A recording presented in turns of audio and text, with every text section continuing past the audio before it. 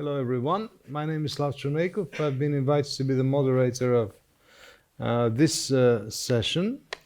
Now, firstly, a couple of procedural issues to mention. The next agenda item is lunch. We are more than half an hour late, and the organizers have been extremely generous to me, giving me 6 panelists, which means that we have to be very quick and organized. We have 2 of the panelists online and 2 panelists missing for the time being, but I hope that they will appear in a while. There is one step, organizational step, which I would like to further mention. There will be one change.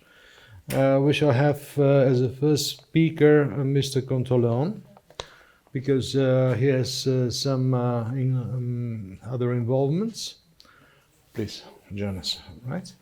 And on this ground, I'd like to ask our panelists to be extremely organized and fit as we pre-agreed with them operationally within some 5 minutes each. I asked them to avoid presentations, but we shall have one for 5 minutes, regardless the number of slides. I'll make it interesting. Yes. Anyhow, I would like also to mention a few words from my side as a moderator. It was very interesting so far to note a couple of key messages from the previous speakers. Although we spoke mostly about electricity so far, but in general, I think that it is also relevant to the gas what I'm about to say, and it is that the market works. With the difficulties, with the political distortions caused by the Russian-Ukrainian war, with the fact that there is a lot of new challenges related to the development of the market, like this explosion of renewables, which was also tackled. But the good point is that the market works. We heard a lot about the cooperation by the electricity exchanges. Yesterday there was a lot of information also related to gas. Another key message which I want to say is that despite the difficulties which our countries face here and there, the Green Deal is moving forward, and this is an objective factor. This is, however, not so much due to the European or to the national policies. It is simply the market, which means the business, pushing the steps forwards, and to a certain extent, the state, particularly in the context of the legislation, and the regulators do their best to follow and to create appropriate conditions in this aspect. However, things can be also looked a little bit from the not so positive side. There was a reference to the energy community a couple of times. If you go to the website of the community and note their findings, their observations, we shall see that still there is a lot of disparities between the members of the energy community, which are not EU member states, but at the same time there are also a lot of disparities between the EU member states. So it is not a kind of isolated problem. Another issue which is kind of questionable is the level to which the states are prepared to meet these challenges which I already mentioned.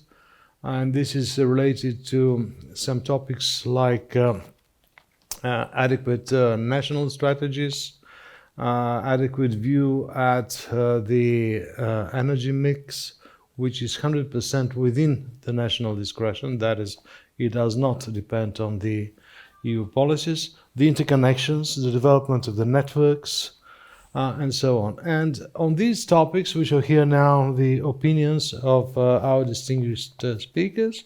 I hope that we have already connection with Mr. Antonius Contoleon, who is chair of the board of the Hellenic Union of the Industrial Consumers of Energy. Can you hear us? Yes, you can hear me as well? Yes, perfect. Thank you very much. So please, you have the floor. Please stick to the time. Inconvenience. Huh? Okay, yes, I can interrupt my speech and presentation anytime you think I have passed the time. Yeah, please, if you see this red thing, it means that you have to finish. Okay, thank you very much. Let me introduce ourselves. First, we thank very much ENA to giving us the opportunity to present our view about the Greek electricity market, and especially Mr. Kostis Stambolis. Unison, as you said, we represent the energy intensive industry in Greece. A lot of discussions are now time if the model, the target model is okay, or we have to change it. But I think this is not the case in Greece. Our concerns is the way it is adjusted, it is applied in Greece. The central dispatch system and the unit bidding, it was some decisions taken 2 years before or 4 years before that which have as a result a very expensive market. And we have seen during the energy crisis that this is it's also happens. It's magnified. We are very curious about the Spain model transformation. Okay, I understand that Spain has very short, very limited connections only with France and very limited. Greece, we have connection with Bulgaria. Bulgaria is connected with Romania and also with Italy. And if we go for this transformation, as Spain decided, we may have to look very carefully what it will happen with the connections. But at the moment, we are very skeptical, as we yesterday saw that the gas prices will be volatile all the time. But why we have concerns about the Greek electricity market? Still retains the characteristic of an oligopoly. Only 4 main players are in the market. And the biggest for us distortion is 100% of the energy passes through the day-ahead market. That means that the forward market does not operate. Even it is, let's say, structured, it is there. There is no liquidity. The producers do not offer bilateral contracts because there is no competition in the market, in the day-ahead market. Producers know that every day they can get the price they want. There is no excess production. In contrary, we missed production because lignite is going out. This is also a very good point to mention. We need urgently, and we have delayed, to change our policy in Greece to, let's say, to change our policy, lignite to be cancelled. We have Ptolemaida 5, a new lignite, very modern lignite plant, which comes in this year. I don't know exactly, but we should increase the percentage of lignite in the Greek market. So we believe that it is an urgent need to take immediate structural measures on the market, and, for example, introduction of mandatory bilateral contracts by producers.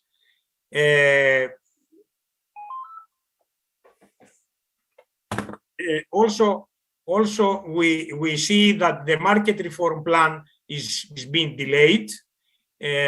All the measures which we were described there are not going on.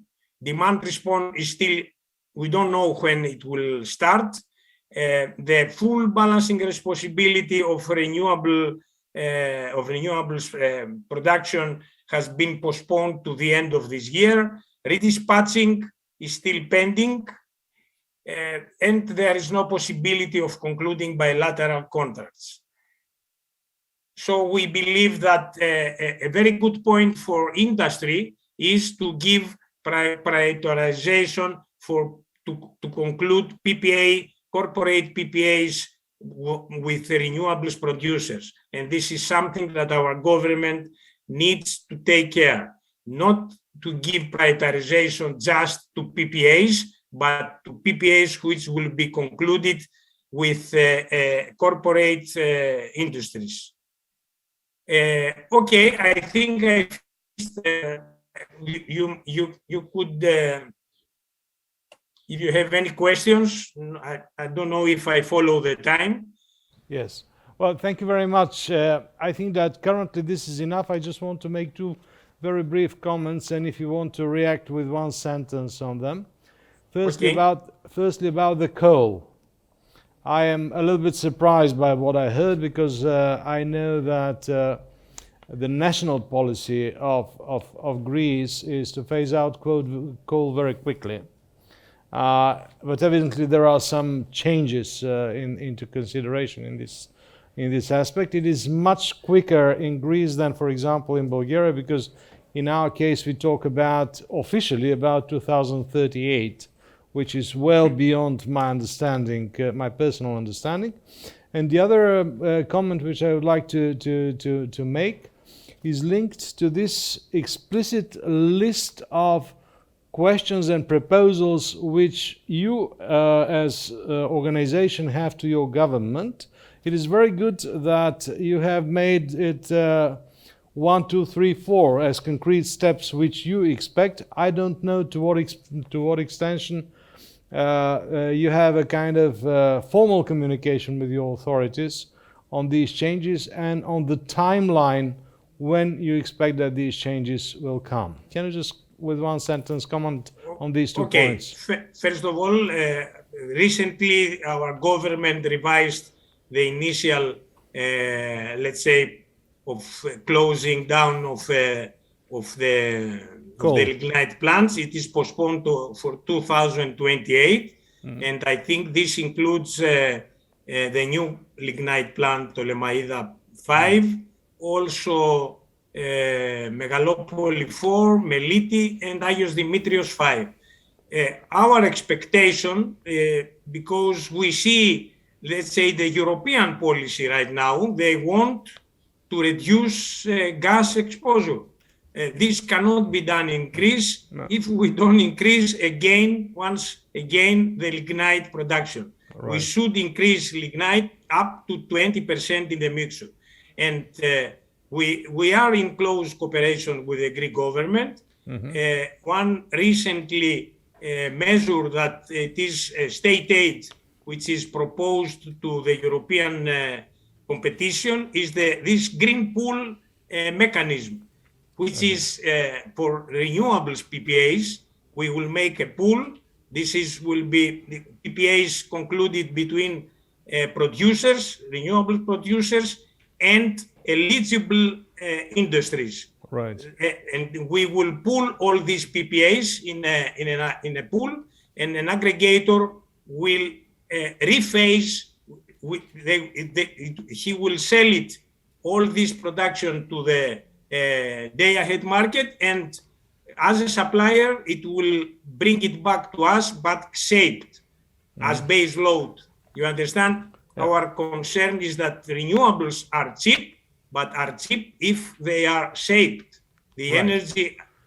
Okay, if I answered, I don't want to take more time. I'm sure that not everybody will agree with you, but it is very good that your organization has a very clear policy and very, very clear proposals in all these contexts. Thank you very much. You are certainly And invited thank you as to well. stay tuned to the extent it is possible. And I just Yes, want to... half an hour, I have time. Yes, all right. Now, Thank you very much. Thank you. Now it's my pleasure to give the floor to my old friend, who is otherwise very young, guy, Mr. Muscovich, who is one of the connoisseurs, I would say, of the regional developments, particularly of the electricity market.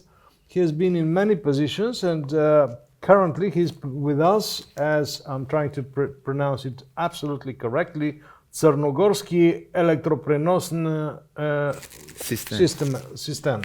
All right. So he's chair of the board, and please tell us your views. What are what is the status quo, and what are the biggest challenges concerning the market development? Again, it is mostly from the electricity part, but if you want to share also something about gas, although in your country it's kind of specific, please. Thank you for a very nice introduction, and I first would like to thank you, Mr. Stambolis, for organization of this event. And I remember Mr. Neiko from his position of Director of Energy Community Secretariat, and I would like to thank him for this cooperation in this period when I was responsible for establishment of the Coordinated Auction Office in Southeast Europe. So few weeks ago, more precisely 2 weeks ago, I was in Athens, on Athens Forum. In the past, it was one of the, or better to say, it was the most important event in the electricity. And nowadays, in my opinion, it was not the case. So it was something like some panel discussions and something which we could not have like conclusions and tasks and obligations. It was a format which was informal, let's say. So in our time, it was not like this.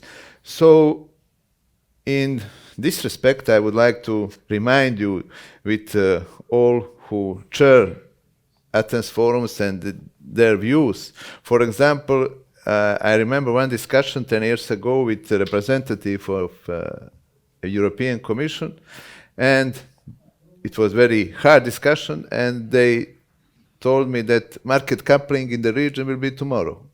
Right. 10 years ago, we don't still have this market coupling, and we are in negotiation, and because of good relation with CEPEX, and we will try in Montenegro to have this first market coupling in the region.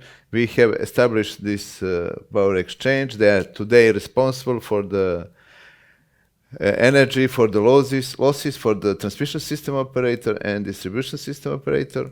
And this is way how we will try to have real market in Montenegro. So I would like to say that my company is TSO, and I am one who is living with the system, and it is not easy to be responsible for this. And I would like to say that this calculation of the specific capacity of the network system is very serious. And when some blackout happened and something we could not say that during some discussion in Thessaloniki or in Athens, somebody told us that we could better use all capacities. And it is based on real good and detailed calculations. So coming back to the Montenegro, I would like to say that we have really good network and we are ready to have new capacities, but we have all to have in mind that our maximum load is not so big, so we could not have more capacities than in other countries, but we are ready for the connection of all power plants. We have a lot of interest from the other countries, and because of this undersea cable with Italy, Montenegro became an energy hub. We have a lot of traders which are interested to use our capacities, and I would like to inform you and remind you that Italian company Terna, one of the biggest TSO in Europe, is owner of 22% of the CGS, and we have EMS Serbian TSO with 15 EMS, and we are, I can say, international company, and we are using all this international knowledge and to have good results. I am proud to say that we finished last year with very good financial results, and we are in one of the best company in the Montenegro. We are trying to have a better network. We are working on these new lines. It is idea and our aim to have new connections with Bosnia and Herzegovina and with Albania. And in this way, we will have a precondition to have another cable with Italy. So in this way, we will have double capacity of this cable, which will bring us to have much better connections. So that means that this part of Europe is become a part of the European market. So I will just remind you that we have some wind park in Montenegro, and our company EPCG would like to start with this rooftop solar, which will be one of the very good thing in Montenegro. We will produce this energy on the top of our roof, and we will not use the network. Will be used at place when we produce. Right. That's how we will try to save electricity and losses in the network. So I will try to finish here. So if you have some additional question, I will be happy to answer. Just want to mention that Montenegro in this context is a key example that when it comes to regional cooperation, there are no big and small countries from point of view of importance.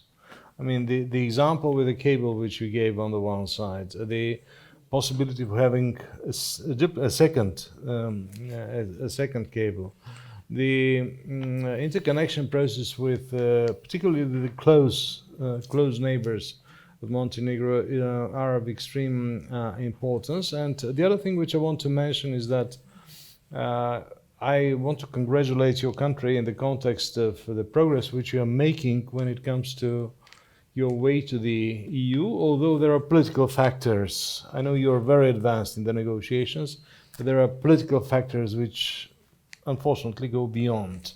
But anyhow, when it comes to the professionalism, congratulations about that. Now, with these words, we shall now go to our next speaker, and this is Dr. Pangelis Biskas. Sorry for misnaming you.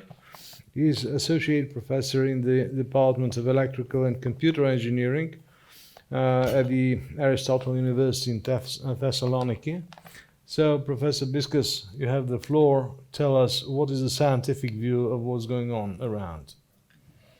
The most important thing is that for the Greek wholesale electricity market, there are several evolutions and advancements that need to be performed during the next years. The Greek market has evolved from November 2022 to a coupled to a target model wholesale market with many of the provisions of the European directives, not all, but it has a lot of advancements and enhancements to do in order to be fully compliant with this model.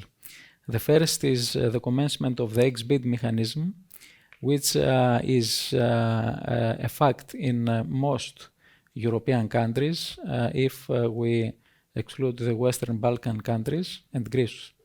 So this is something that is expected to be commenced in December 2022, and it's very critical for the renewable and load portfolios, because the renewable and load portfolios will be able to balance their positions very close to real time.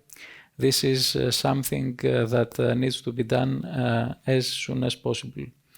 The second thing is the enforcement of redispatching.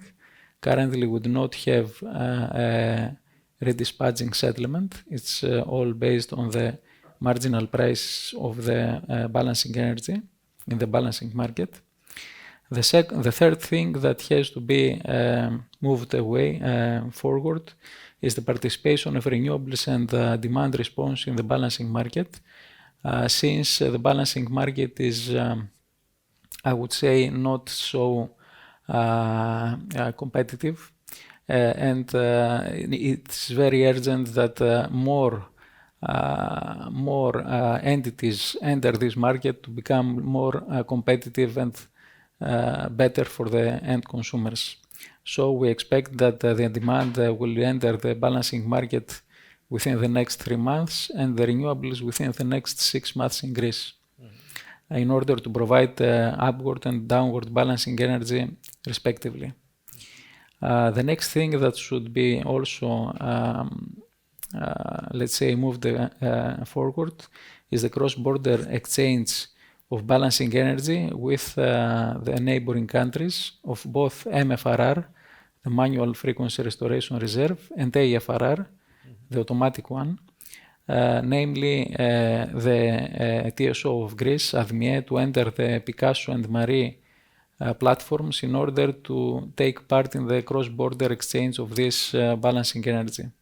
This is also very crucial because it will increase competition furthermore in the balancing market, which is something we need in Greece.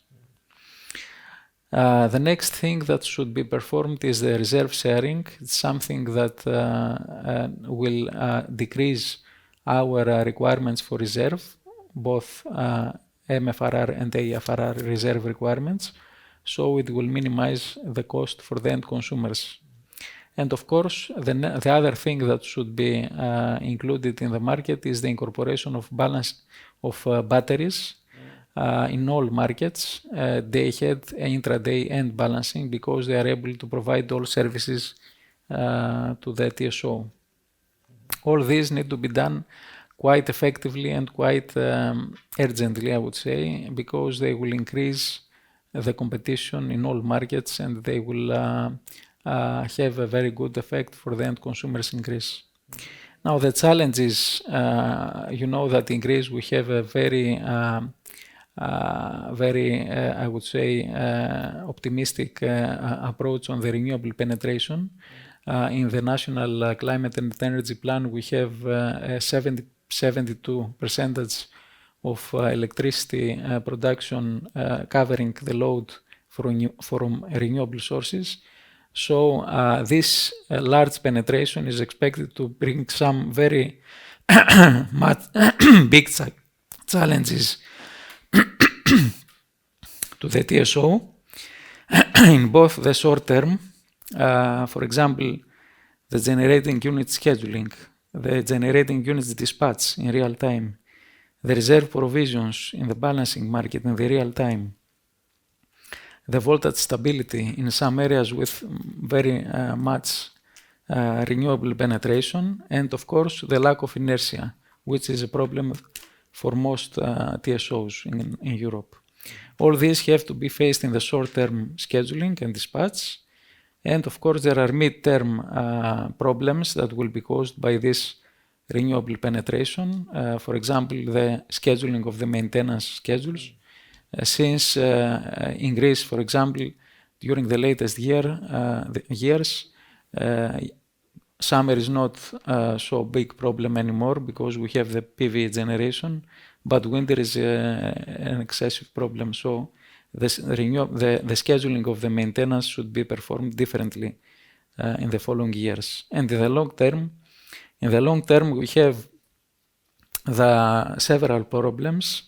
The first problem is that the conventional units and also some newer generating entities like the pumping units and the batteries will have to be profitable. We have to be, let's say, to cover their fixed costs. So there should be some capacity market, some capacity remuneration mechanism, so that these investments will be able to cover their expenses. And of course, there is a need to advance the storage entities, because the renewables and the storage are quite, let's say, interconnected in the large penetration of renewables. So some grants have to be given to the renewable to the storage entities for this purpose. Thank you very much, Professor. I am amazed positively once again how organized your views are. I mentioned this also to Mr. Contoleon. You have 1, 2, 3, 4, 5, what has to be done. Just to mention that, particularly in my country, we are very much following what you are doing in this aspect because, for example, anything which concerns the prosumers, you are very well advanced, while in Bulgaria we are lagging behind. I have one question to you, however. I didn't hear in your statement the word regulator.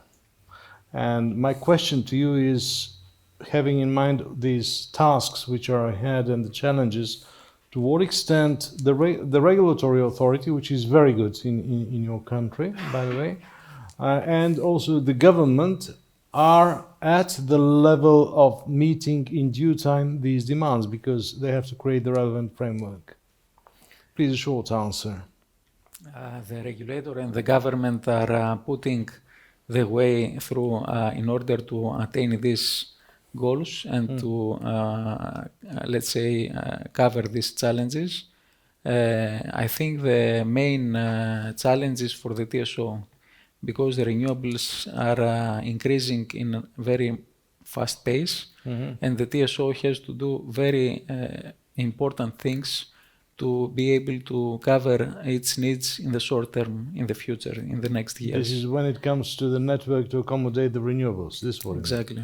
And how about the DSOs? The distribution. The TSOs, we do not have yet regulation for the TSOs for active participation of flexibility providers in the distribution network. This is a lack of the regulatory and regulatory framework, and we need to also make some fast steps on this. Right. Evidently, it's kind of a common problem, because it's also something which we are facing now in Bulgaria in very substantial format. Well, thank you very much.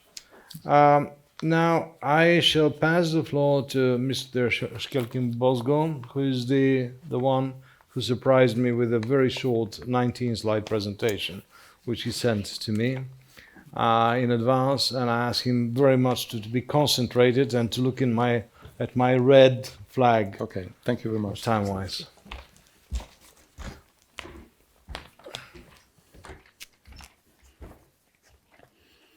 So I want to start my presentation by thanking very much Mr. Stambolis and all the ENA team for organizing this dialogue, which is very fruitful. It's the location where we can exchange views and be informed about what is happening. So my presentation is going to give you a very short explanation of what happened regarding the latest energy crisis and what are the alternatives. I mean, of course, you're all familiar with what happened, but what was specific about Albania. And this is a chart which shows the evolution of gas and electricity prices. You're all familiar. So indeed, it's not that the prices increased because of the war in Ukraine, but COVID-19 had its own impact, and it was mentioned in earlier presentations that the attitude about controlling CO2 emissions had an impact in oil and gas exploration activities. And then we have the December prices, which were 4 or 5 times, and then the start of the war that gave another jump to the prices. And this is how the prices of the Albanian entities that were obliged to buy power into the market, and they correspond to the Hungarian power exchange, and then they show how what was the impact on the prices they bought the electricity. Very shortly here is the history of power production in Albania, which corresponds to the green bars in the chart, and then the red line shows the level of consumption into the country, and then you can easily see that there are only 3 years in which the domestic production went beyond the country consumption.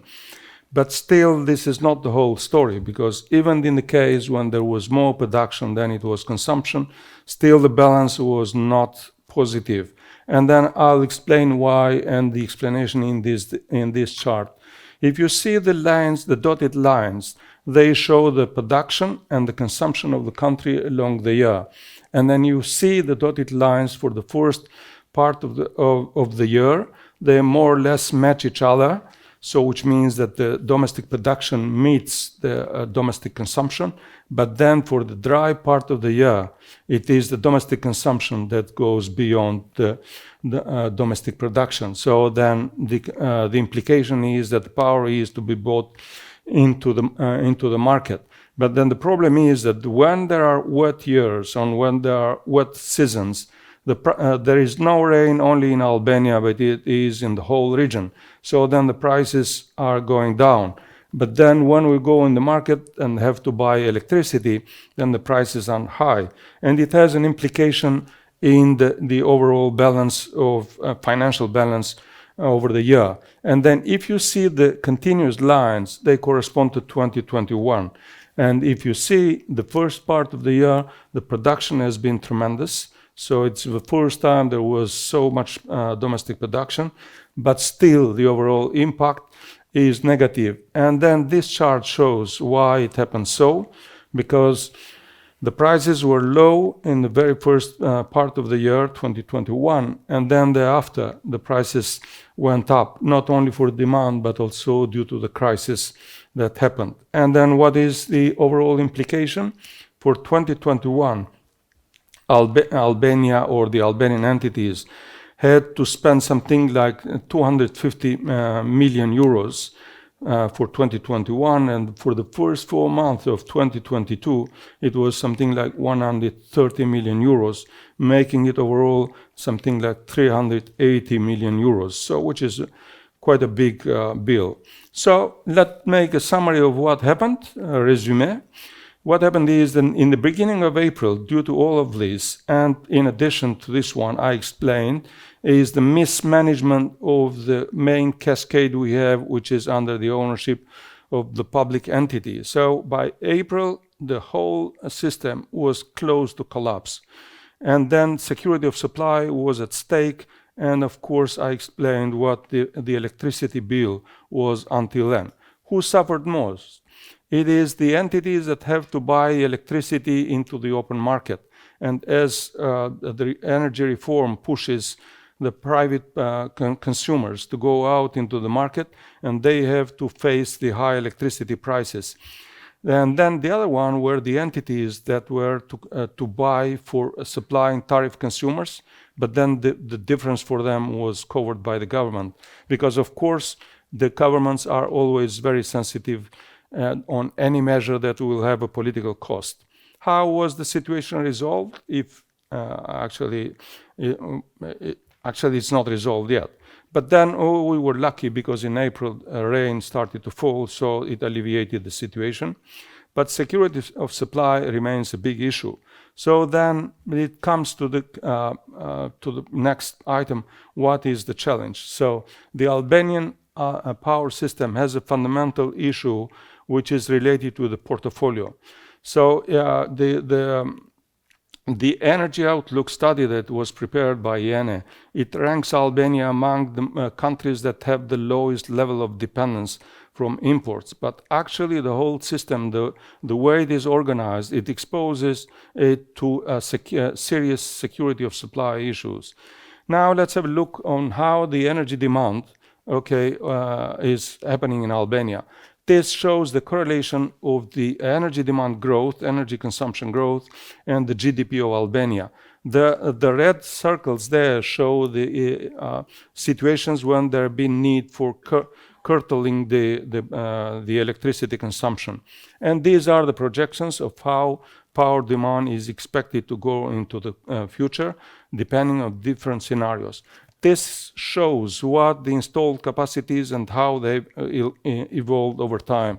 You see the dark blue is what belongs to the power, the public utility, and then the green blue, the light blue is what the public investments have brought into the system. The yellow one corresponds to a power plant, a gas-fired power plant, which has not been working despite the fact that TAP is already going across Albania. And the interesting part is what you see, the red part there, which is the photovoltaics. So this you show up to 2021, so it's very tiny, but then the expectation, considering all the approved permits and projects underway, so this is going to be a significant development. So what are the challenges for the future? It is that, of course, we have our targets. We need to increase the renewables, but renewables, as already reiterated in a number of presentations here, they need to be balanced, and then our system is not ready for it. So then we also need to work on market integration, but market integration is not working that well, but still progressing. And then we need to solve the trilemma. So what are the options? Is gas to power. That seems to be an alternative, and I will talk a bit more about it. Renewables, interconnection capacities, which is a big challenge as we progress with the implementation of new renewables, energy efficiency, and market liberalization. Now, I want to talk a bit more about gas. So, having all those challenges, Albania is now working to have a project which consists on installing an FSRU in Vlora Harbor. Vlora Harbor is next to the power plant I mentioned earlier, and it's only 30 kilometers from TAP. So by installing this FSRU, we can develop, first put the existing power plant into work, build additional power generation capacities that can help Albania, but also the region, but also develop small-scale LNG or CNG, which are very convenient for nascent gas markets, but also take advantage for the regulatory regime of TAP and have access in the neighboring countries. Now, this is a map which was published only in beginning of June, and it shows the hydrogen corridors that go to European market from various options. And unfortunately, what we see very often is this kind of black spot, black hole in the Western Balkan region. So the corridors, they simply go and avoid this region. But actually, this crisis is an opportunity, in my view. And it is for the fact that, as it was raised several times here, now the gas flows shouldn't go, are not expected anymore to go from east to west, but from west to east and south towards north. And then this is an opportunity. If Ionian Adriatic pipeline was not feasible because at that moment the business case was not clear, now we have a need for gas from south to the north, and Ionian Adriatic pipeline can do it. And then East Med as well, even if it's challenging in the section from Cyprus up to Greece, the mainland. But for the Greek mainland, there is plenty of exploration for oil and gas, so new gas discoveries can be made there. But then in addition, Greece has plenty of potential for production of hydrogen.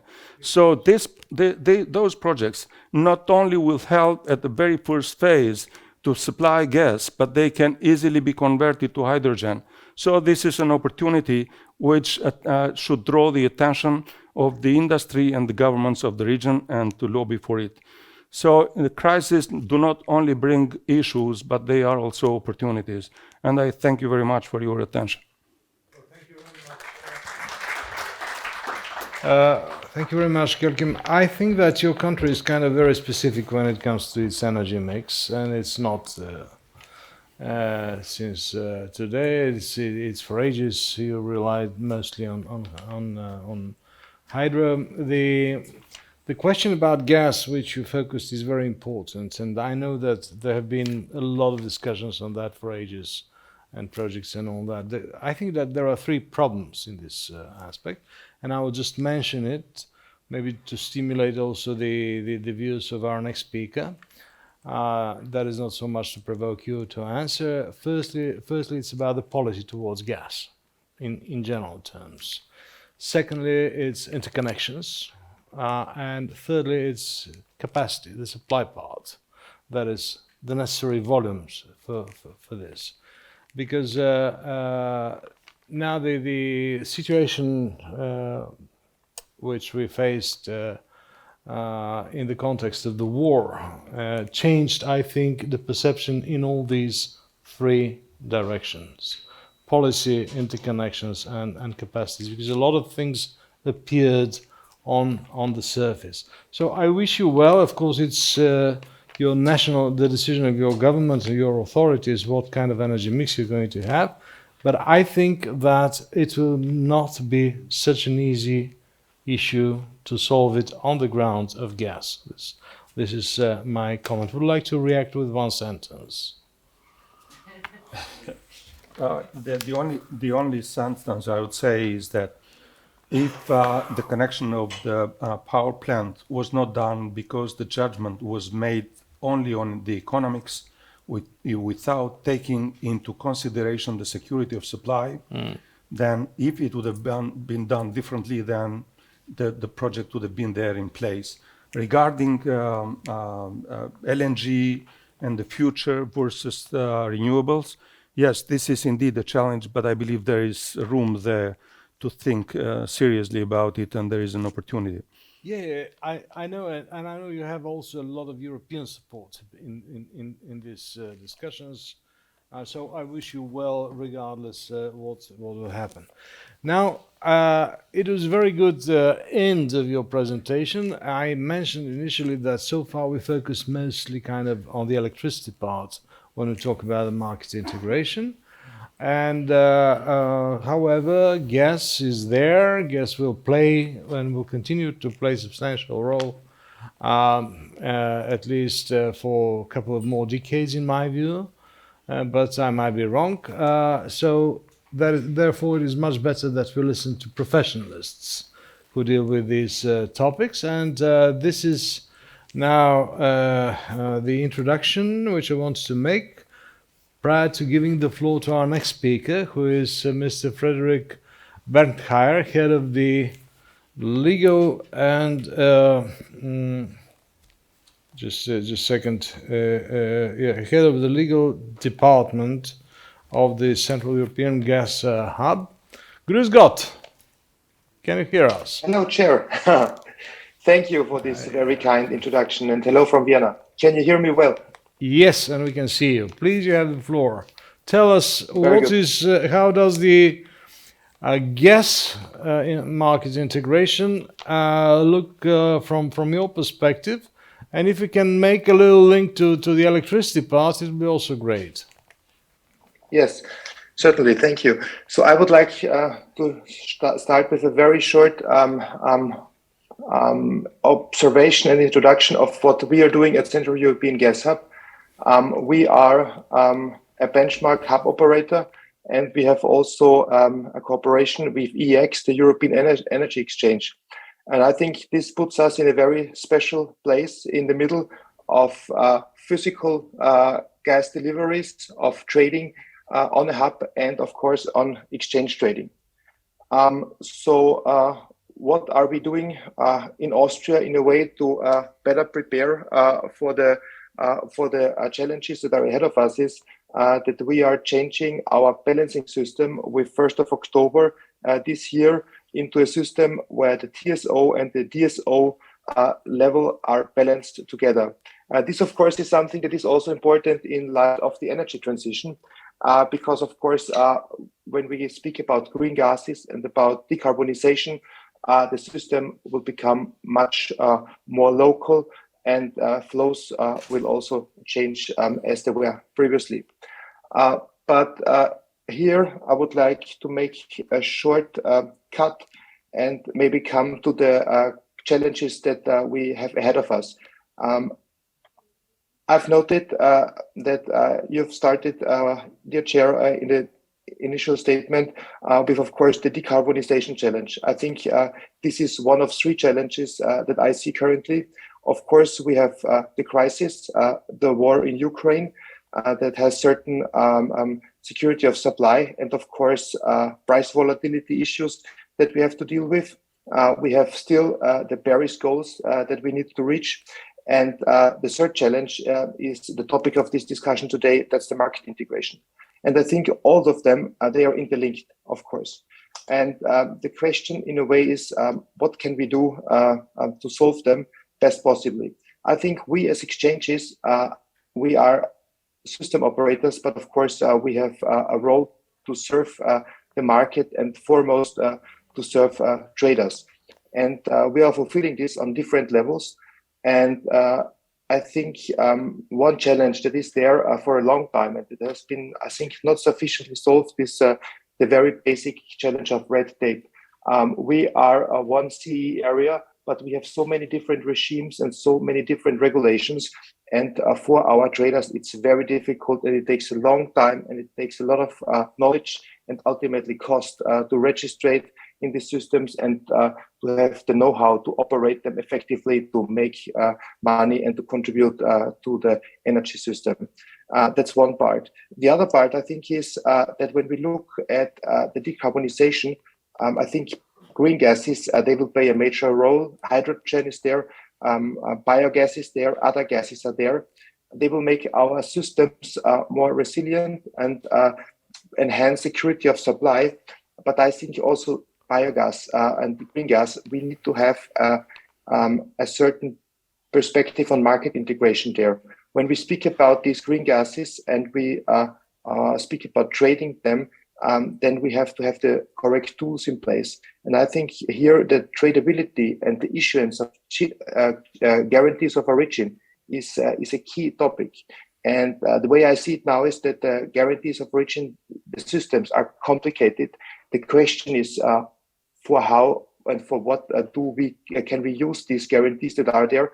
And it's rather a jungle than something that can be tackled on straightforward. So I think we need to work also on the guarantee of origin system and make this system be a system that where we can benefit from the green gas market that will be there and help us to reach our goals in terms of the Paris Agreement. And then I think to conclude my initial statement, I think, of course, the challenge that is there now paramount is, of course, the crisis situation.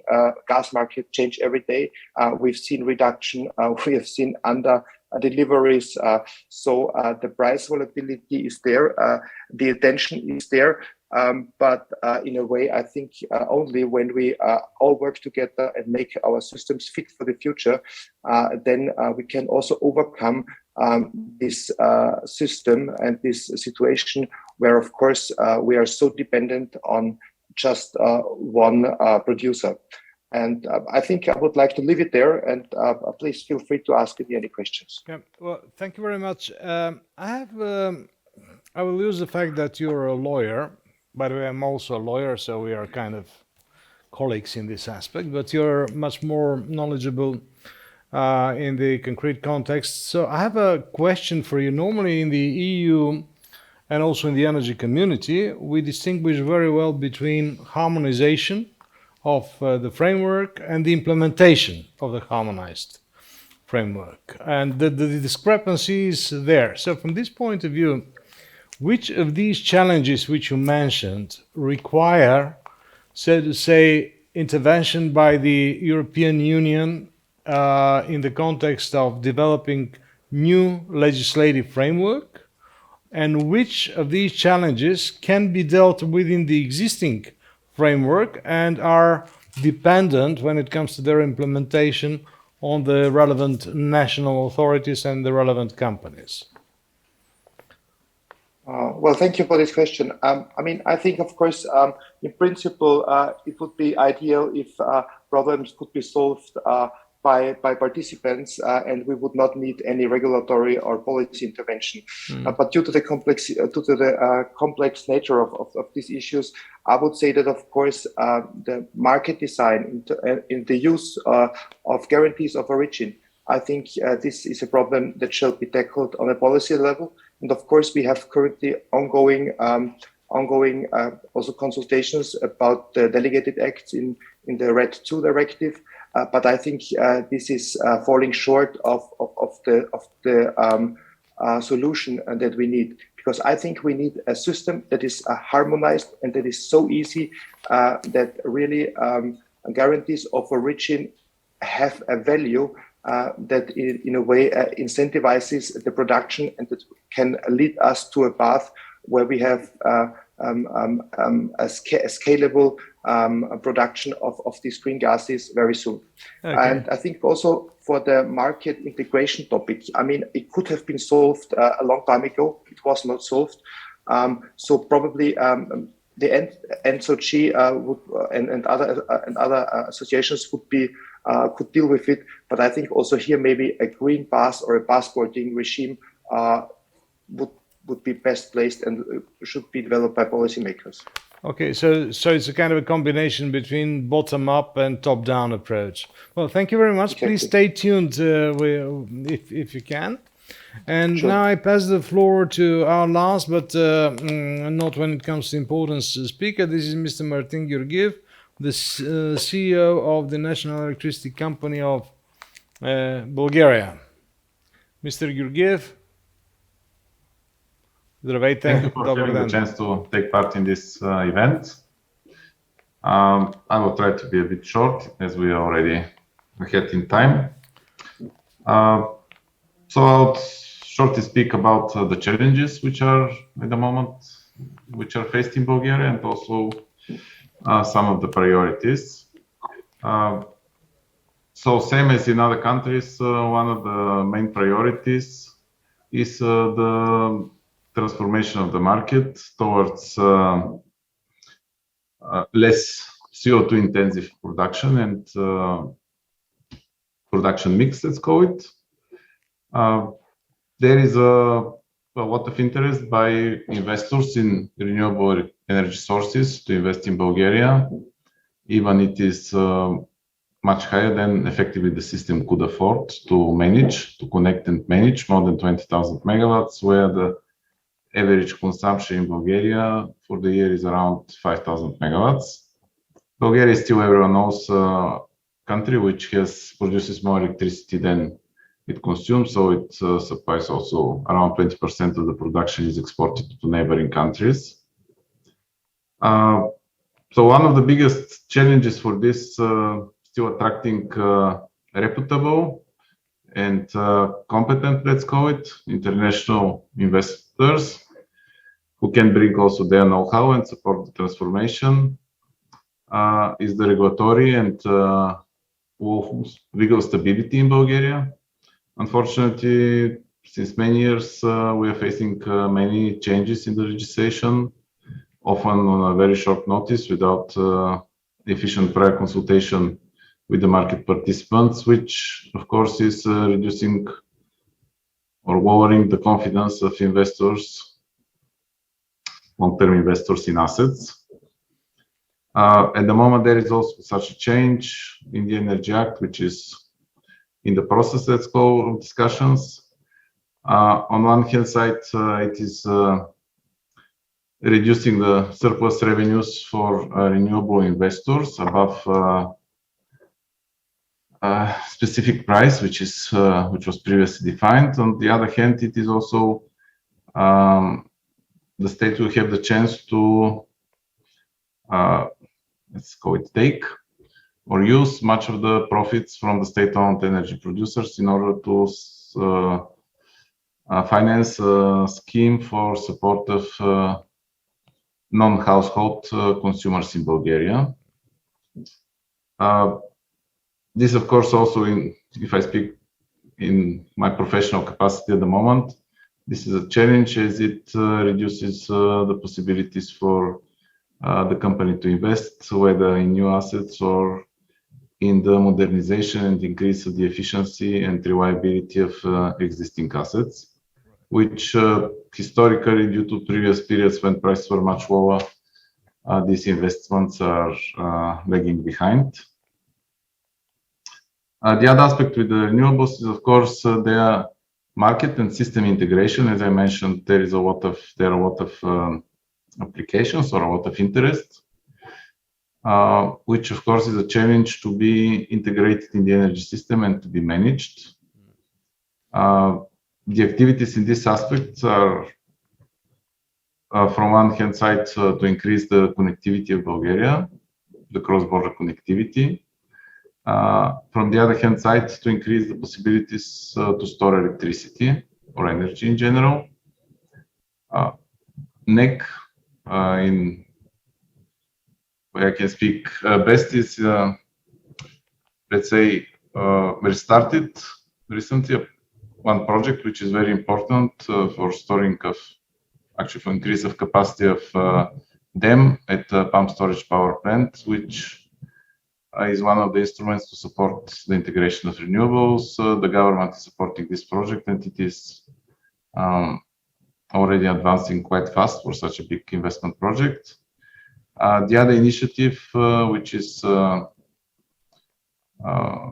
guided and steered by the Bulgarian Energy Holding and the Ministry of Energy, is a project for installation of up to 6,000 megawatts of capacity of battery in Bulgaria to again support the integration of the non-predictable production from renewables. The third, let's say, significant challenge for the renewables, which was mentioned also by Mr. Biskas, I think, the topic with long-term guarantee of the sales of the electricity by the renewables, and of course, not only the volume, but also the price, so the revenues. Looking at the current price levels, the situation is the outlook is quite positive for the renewables. However, there are many technical and market analysis which are suggesting that with the constantly increasing penetration and installation of renewables, the markets will be, or these renewables will be facing the so-called cannibalization, which is significant reduction of the price in the specific profiles in the hours of the day where these power plants are producing. This is even more important for photovoltaic, as they have all photovoltaics have a very similar pattern. This is not valid only on national level. Of course, this is valid also on regional level due to the good connectivity. On the Bulgarian exchange, often we see effect on the prices when it is windy in Greece or it is sunny in Greece, but not in Bulgaria. So this is a regional issue, and the solution there is, of course, long-term contracts with off-takers, whether with industrial consumers or with trading companies which are bundling portfolios of smaller or bigger consumers. Unfortunately, Bulgaria is lagging behind with the introduction of PPAs. One of the reasons is the regulatory instability. Other is also, unfortunately, the missing interest by consumers to commit for 5 and more years to fixed prices at these price levels. Right. Okay. Well, thank you very much. Let's stop here. I just want to mention something which maybe the bigger part of our audience does not know. You have been relatively recently appointed as CEO of the National Electricity Company, but you have enormous experience when it comes to electricity trade. And you made a little reference to the traders, but may I just ask you to say in a couple of words from the point of view of the traders, of the electricity traders, which are very important participants at the market, which would be kind of the one or two key recommendations which you might give to the authorities for changes which will stimulate the market integration? Generally, I would say that the market integration is at an adequate level in Bulgaria. This is to a large extent thanks to the, I would say, even quite extensive in some cases, cross-border capacities. There is also a new project for increase of the cross-border capacity with Greece, which will further support this integration. So the integration of course, the exchanges we heard earlier is also coupled with Romania and Greece. So this support the integration, maybe coupling with probably next stages with the Serbian, with VIIb exchange. And the other, let's say, advice, if I may call it advice, which I used to give and I would again give, to reduce as much as possible the intervention of the state and the state authorities on the markets, to let the market self-regulate and the market forces really to guide the market in the right direction. Yeah, which unfortunately, particularly in Bulgaria, I don't want to comment other countries, although I know a few things, but particularly in Bulgaria is not the case. I just want to mention to you, for example, that in December, the parliament adopted a special decision which was even anti-constitutional. It's only illegal as to kind of limit the market forces as support the consumers. But it's another story. We can give a lot of examples. The CEO mentioned the changes in the energy law, which are numerous, sometimes quite chaotic. But this is something which I can hardly surprise you with, because I'm sure that in each country there are such cases. Well, thank you very much. Now, strange enough, but our speakers were more than disciplined, with minor exceptions here and there. And therefore, we succeeded to finish within approximately 1 hour. What I want to say, firstly, of course, thank all the panelists for their honest and straightforward interventions. I think that this is exactly what Mr. Stambolis and Yene gathered us about, to be straightforward, to speak professionally. When it comes to the market integration, both in electricity and gas, I would repeat what I started with. The market works. And it showed it works even under political pressures, which are kind of objective nature. Definitely, there are a lot of things to be done forward. Fortunately or unfortunately, the countries are different, with different views, with different energy mix, with different challenges. But what is good, and I want to again thank Yene for this opportunity, is that we can learn from each other, both from the successes and from our mistakes. So with these words, I want to thank all of you for attending this panel of ours, and I give the floor now with huge expectations to our hosts, which I believe will invite us for lunch. Thank you very much once again.